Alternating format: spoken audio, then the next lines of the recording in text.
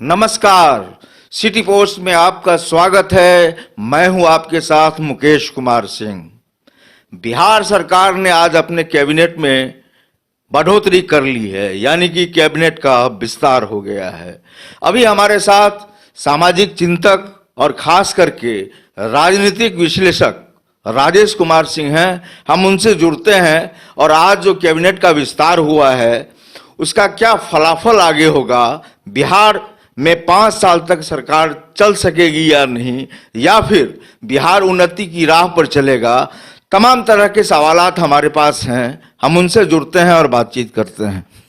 Rajesh ji, cabinet का जिस तरह से विस्तार हुआ, निश्चित रूप से अगर कहें तो नीतीश कुमार ने इस बार सवर्णों को भी खुश करने का प्रयास किया है। 4 राजपूत मंत्री बनाए गए हैं, ब्राह्मण को भी तरजीह दी गई है और एक कैस्ट को भी तरजीह दी गई है। तो ये समीकरण क्या लग रहा है आपको? देखिए, हर बार मंत्रिमंडल का जो गठन होता है, मंत्रिपरिषद का जो विस्तार होता है, सब में जाति को ध्यान में रखा जाता है, सामाजिक परिप्रेक्ष्य को ध्यान में रखा जाता है। इस बार कुछ अलग हट करके करने की कोशिश की गई है। बहुत फर्क मुझे नहीं लग रहा है। ठीक है, कुछ जातिगत लोगों को इसमें तरजीह दे दी गई हो, लेकिन मुझे कोई ऐसा खास नज़र नहीं आ रहा है जो परिवर्तन और बार में और इस बार में। लेकिन जिस तरह से नीतीश कुमार महज 43 सीट लेकर के आए हैं, भाजपा के पास 74 सीट है। कयासों का यह बाजार गर्म रहा है कि केंद्रीय नेतृत्व जो है भाजपा का, वह नीतीश कुमार पर जो है गहरा दबाव बना करके रखेगा। लेकिन अमित शाह ने यह साफ कर दिया कि नीतीश कुमार को स्वतंत्र रूप से काम करने की आज़ादी है। लेकिन जिस तरह से आज मंत्रिमंडल का विस्तार हुआ है, तो कुछ जातियों की साधने की बात अगर करें तो भाजपा भी उसमें से कहीं कम नजर नहीं आ रही है। जैसे कि सम्राट चौधरी को मंत्री बनाया गया है, तो ये क्या रणनीति आपको लग रही है? ये सम्राट चौधरी एक योग्य विधायक रहे हैं, जातिगत आधार पर भी उनकी पहुंच और पकड़ रही है। ठीक है, वो जाति से कोई कुर्मी कुशवाहा से आते हों, सब कुछ ये अलग बात है, लेकिन ऐसा नहीं है कि उनको मंत्री नहीं बनाया जाना चाहिए वो बीजेपी में है। तो हमको ऐसा कुछ नहीं लगता है उसमें जो कि नीतीश कुमार को कमज़ोर करने के लिए या उनकी जाति के लोगों को अपने पाले में लाने के लिए उनको बनाया गया हो। मुझे ऐसा नहीं लगता है। जिस तरह से नंदकिशोर यादव और सुशील कुमार मोदी को बिहार से एक तरह से जो है निकाल कर बाहर कर लिया गया है और शाहनवाज हुसैन की एंट्री बिहार में हुई है।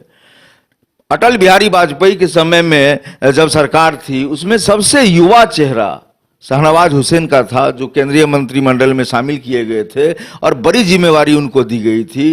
राष्ट्रीय प्रवक्ता रहे हैं और राज्यसभा सांसद भी रहे हैं, लोकसभा सांसद भी रहे हैं।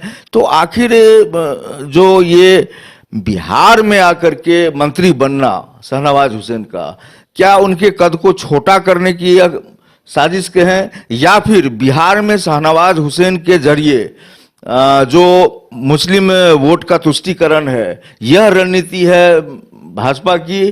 क्या मुस्लिम चेहरा के तौर पर अगले मुख्यमंत्री के रूप में भाजपा जो है प्रोजेक्ट करना चाह रही है शाहनवाज हुसैन को बिहार में? देखिए, पहले तो मैं इस बात का जवाब दे दूं। आपने पूछा नंदकिशोर यादव जी और सुशील मोदी जी को दरकिनार कर दिया गया बिहार की राजनीति से, तो ये आना जाना तो लगा रहता है। जो आज हैं वो कल नहीं रहेंगे, कोई जरूरी नहीं है कि सब दिन वही रहेंगे।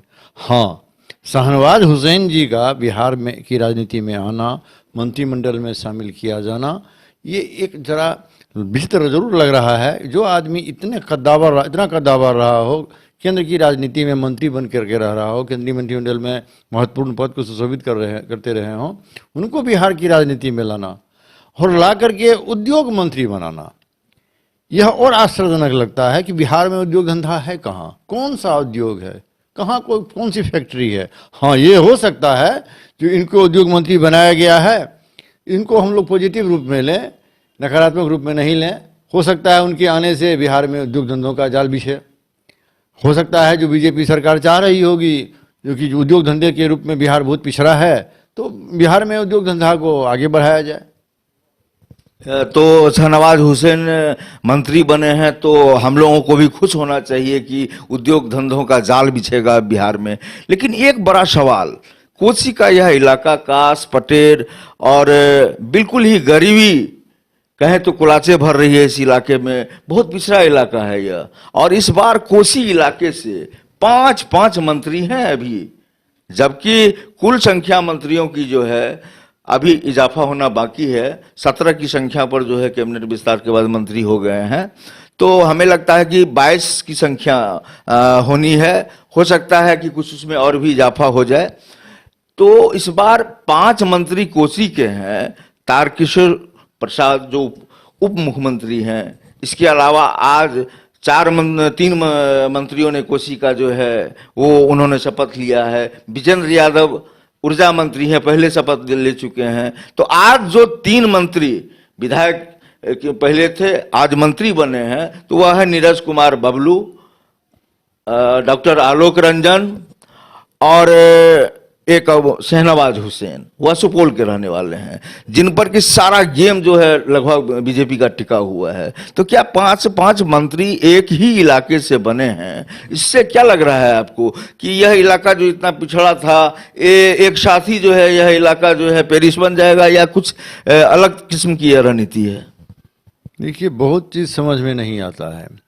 आज तक इस इलाके से एक ही मंत्री हुआ करते थे, वो विजेंद्र यादव जी हुआ करते थे। उप मुख्यमंत्री का पद इस इलाके के लोगों को दिया जाना, फिर शहनवाज हुसैन हों, और कई साल से विधायक रहे नीरज कुमार बबलू, आलोक रंजन झा जी जो कि दूसरी बार बने हैं। इतने लोगों को मंत्रिमंडल में शामिल किया जाना हमारे लिए तो खुशी का विषय है। हमारे लिए तो खुशी का विषय इसीलिए है जो कोसी का है, कोसी के वो हैं और कोसी का विकास होगा ये उम्मीद करते हैं। लेकिन इतने लोगों को मंत्रिमंडल में शामिल कर लेना, और हम समझते हैं अच्छा पद ही मिला है लोगों को। उद्योग मंत्रालय जहां शहनवाज हुसैन जी को मिला, कला संस्कृति आपको आलोक रंजन जी को मिला, पर्यावरण और वन नीरज कुमार बबलू जी को मिला, एक तो मुख्यमंत्री हैं ही। भगवान करे कोसी का विकास हो। कोसी बहुत पिछड़ा इलाका है ही, यहाँ पर जो है बाढ़ की त्रासदी से झेलता रहा है, भुखमरी और बेरोजगारी का शिकार यहाँ के लोग पलायन करके दूसरे राज्य में जाते रहे हैं नौकरी चाकरी के लिए। तो यहाँ के लोगों को अगर विकास होता है, हो सकता है इन लोगों के आने के बाद यहाँ एम्स बन जाए, हो सकता है यहाँ ओवर ब्रिज बन जाए, हो सकता है यहाँ की सड़कें अच्छी हो जाएं, यहाँ उद्योग धंधों का जाल बिछ जाए, हो सकता है।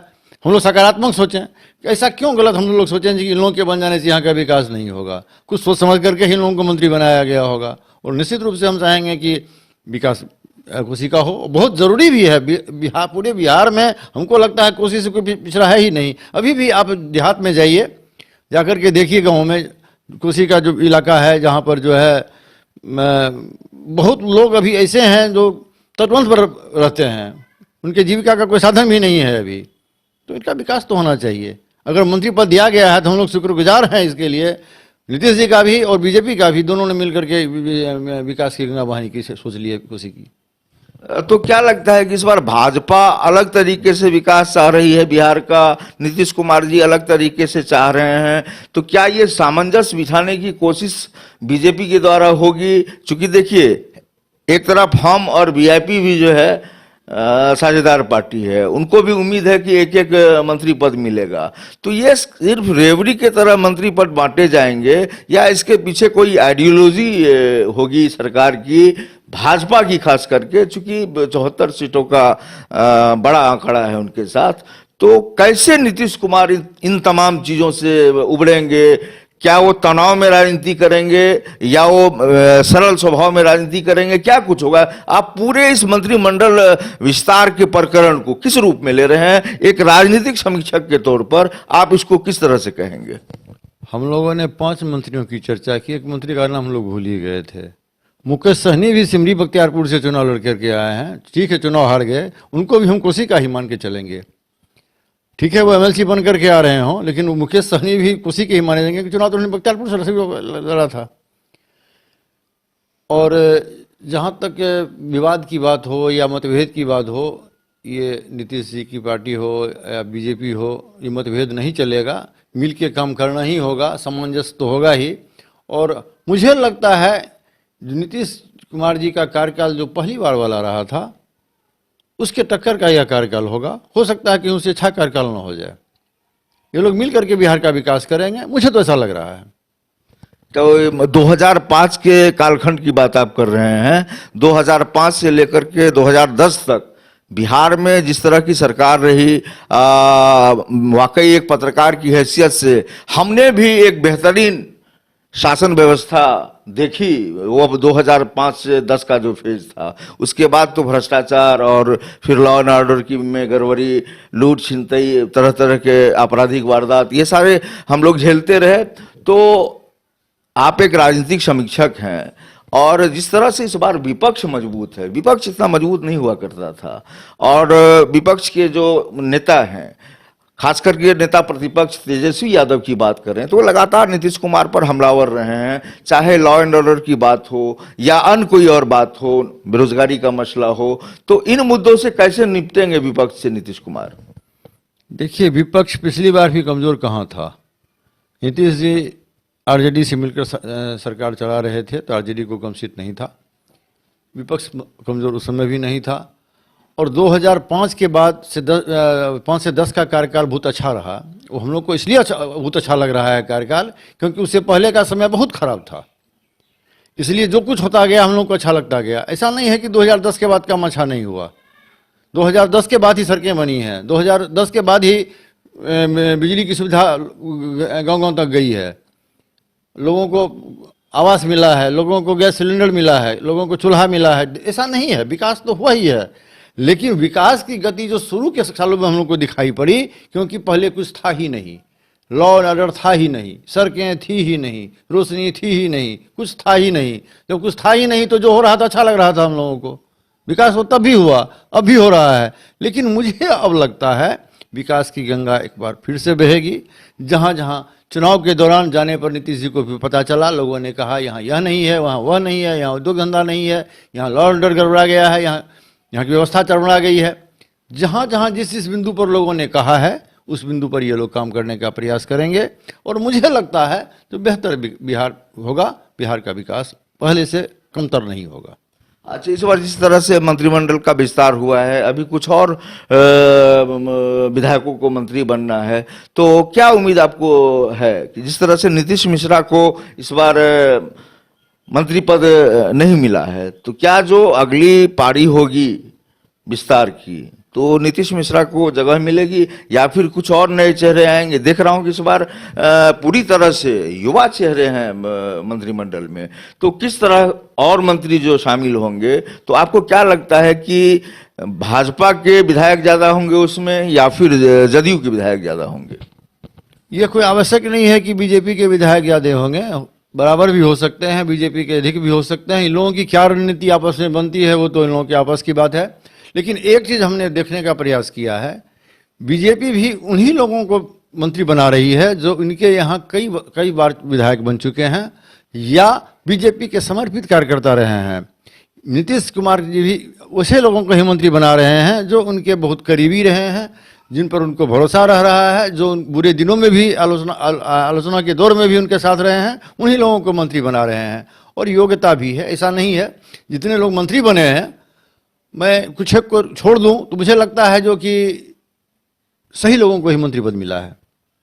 और जब सही लोगों को मंत्री पद मिला है तो निश्चित रूप से युवा भी हैं, पहली बार मंत्री बने हैं, तो पहली बार काम करने का जज्बा कुछ और होता है। मुझे लगता है इस बार कुछ बेहतर का भी होगा। इस बार मंत्रिमंडल में 5 राजपूत मंत्री हैं, और मैं समझता हूं कि किसी जाति विशेष की बात ना हो, लेकिन इस बार जिस तरीके से राजपूत को सम्मान मिला है और खास करके कहें तो सवर्णों को भी तरजीह दी गई है, तो क्या लवकुश समीकरण पर जो नीतीश कुमार काम कर रहे हैं, जिसे आरसीपी सिंह राष्ट्रीय अध्यक्ष बनाए गए हैं, उमेश कुशवाहा जो है प्रदेश अध्यक्ष हैं जदयू के, और लवकुश समीकरण पर पार्टी संगठन को जो है तैयार करने की कवायद चल रही है, तो क्या आपको ऐसा महसूस हो रहा है कि लवकुश समीकरण के अलावा नीतीश कुमार किसी भी जाति को छोड़ना नहीं चाहते हैं, न धर्म के लोगों को छोड़ना चाहते हैं? ये जो सबका साथ सबका विकास वाली बात थी, क्या उसी राह पर नीतीश कुमार इस बार भी हैं? देखिए, बिहार उत्तर प्रदेश की राजनीति जो होती है वो जातिगत राजनीति होती ही है। जितनी भी पार्टियां हैं, चाहे यूपी का ले लीजिए, समाजवादी पार्टी यादवों की पार्टी है, बहुजन समाज पार्टी दलित महादलितों की पार्टी है, इसी तरह से बिहार में भी ये समीकरण है। आरजेडी भी मैं समीकरण को लेकर के चलता है, नीतीश जी कोरी कुर्मी कुशवाहा को लेकर के चलते हैं, बीजेपी सवर्णों और बनियों को लेकर के चलती है। सबका अपना जातिगत संगठन है और वोटर भी उसी रूप में बटे हुए हैं बिहार में। तो उसको साधने की कोशिश तो है ही। ये लोग चाहते हैं हमारे जो वोटर हैं वो हमसे विमुख नहीं हो और नए वोटर हमसे जुड़े, और ये दिखाने का प्रयास करते हैं कि हम हर पार्टी, हर जाति, हर धर्म के लोगों को साथ लेकर के चलते हैं। बीजेपी भी यह मिथक तोड़ के चलना चाहती है, क्योंकि हमारे यहाँ भी मुस्लिमों से कोई परहेज नहीं है, बशर्ते कि वो मुस्लिम राष्ट्रवादी हों, सही विचारधारा रखते हों, देश को जोड़ने की बात करते हों। और ऐसी एक बात और है कि जिस तरह से नीरज कुमार बबलू को मंत्री पद से सुशोभित किया गया है, तो ज्ञानेंद्र सिंह ज्ञानू जो बाढ़ से विधायक हैं और लगातार वो भी विधायक बनते आ रहे हैं, उन्होंने मोर्चा खोल दिया है। ज्ञानेंद्र सिंह ज्ञानू ने बीजेपी के खिलाफ मोर्चा खोल दिया है कि उन्हें मंत्री क्यों नहीं बनाया गया है। अब इस ज्ञानेंद्र सिंह ज्ञानू से दो व्यक्तियों को निपटना है, यानी भाजपा के जो बड़े नेता हैं उनको और इधर नीतीश कुमार को। तो कैसे निपटेंगे नीतीश जी और कैसे निपटेंगे भाजपा वाले? मंत्री पद प्राय उन्हीं को मिलता है जो पूरी तरह से दोनों पक्ष के लोगों को स्वीकृत हों, यानी कि बीजेपी में वही लोग मंत्री बन पाए हैं, जहां तक मुझे लग रहा है, जिन्हें नीतीश कुमार भी पसंद करते रहे हों, और नीतीश कुमार के पार्टी के लोग भी वही मंत्री बन पाए हैं जिनको बीजेपी ने पसंद किया है। क्योंकि तालमेल अच्छा बने, एक दूसरे से विरोध हो, ऐसा नहीं चाहते हम। मुझे लग रहा है ज्ञानू से आंकड़ा 36 का रहा है नीतीश कुमार जी का, इसी कारण से वो बीजेपी में मंत्री नहीं बन पाए हैं। वैसे ज्ञानू जी में कोई कमी नहीं रही है, उनको मंत्री पद मिलना चाहिए था। देखिए, अगर बातचीत करें तो कई घंटे हमारे जो है निकल जाएंगे, फिर भी बातचीत पूरी नहीं होगी। लेकिन आज मंत्रिमंडल का विस्तार हुआ है, कई नए चेहरे, महिला में लेसी सिंह भी आई हैं, हालांकि महिलाओं को ज़्यादा तवज्जो नहीं मिला है, एक मंत्री महिला बनी है लेसी सिंह। तो क्या लगता है कि सरकार जिस तरह से महिलाओं को लेकर के, कि राजनीति की जमीन हो या फिर कोई अन्य क्षेत्र हो, महिलाओं को बराबर की भागीदारी, कहीं तो मर्दों से ज्यादा भागीदारी, तो इस बार मंत्रिमंडल में भागीदारी कुछ कम दिख रही है। उप मुख्यमंत्री का पद तो महिला को मिला है ना, ऐसा नहीं है वहां नहीं मिला है। रही भागीदारी की बात, जो लोग वर्षों से किसी पार्टी से जुड़े हुए रहे हैं, योग्यता है, उनको तरजीह दी गई है। यह कोई जरूरी नहीं है कि अब महिला है तो महिला योग्य ही हो। मैं किसी पर संदेह नहीं कर रहा हूं, विधायक कोई बन करके आ रहे हैं तो उनमें योग्यता है ही। इसको इस रूप में नहीं लिया जाना चाहिए कि महिला है योग्य नहीं हो सकती हैं, योग्य नहीं थी। हो सकता है इनको आने वाले समय में तरजीह दी जाएगी, उनको जगह दिया जाएगा। बस चलते चलते एक और सवाल, क्या लग रहा है कि सही में इस बार जो है बिहार विकास का रिकॉर्ड तोड़ेगा? तोड़ना चाहिए, हम लोग तो यही चाहेंगे। एक राजनीतिक समीक्षक के तौर पर से हम लोग यही चाहेंगे, सरकार किन्हीं की हो। जब सरकार बन जाती है तो सरकार हमारी है, और जब सरकार हमारी है तो हम चाहेंगे 5 साल पूरा हो, बिहार का विकास हो, उद्योग धंधों का जाल बिझे, लॉ एंड ऑर्डर की स्थिति सुधर जाए, बेरोजगारी की समस्या दूर हो, और हमारी कोशिश से तो पलायन की समस्या का अंत हो जाना चाहिए, यहाँ रोजगार का सृजन हो जाना चाहिए।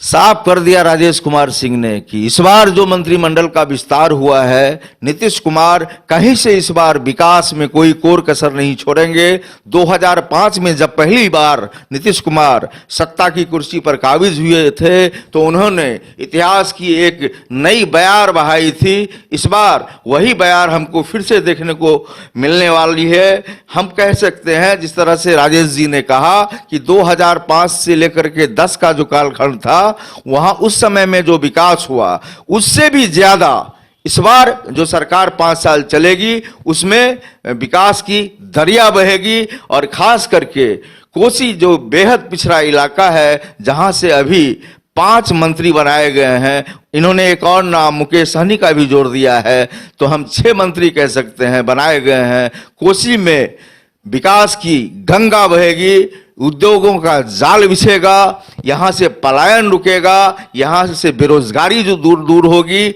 और मुकम्मल तौर पर पूरी तरह से बिहार सबका साथ और सबका विकास, इसी मिथक पर सरकार जो है काम करेगी और लोगों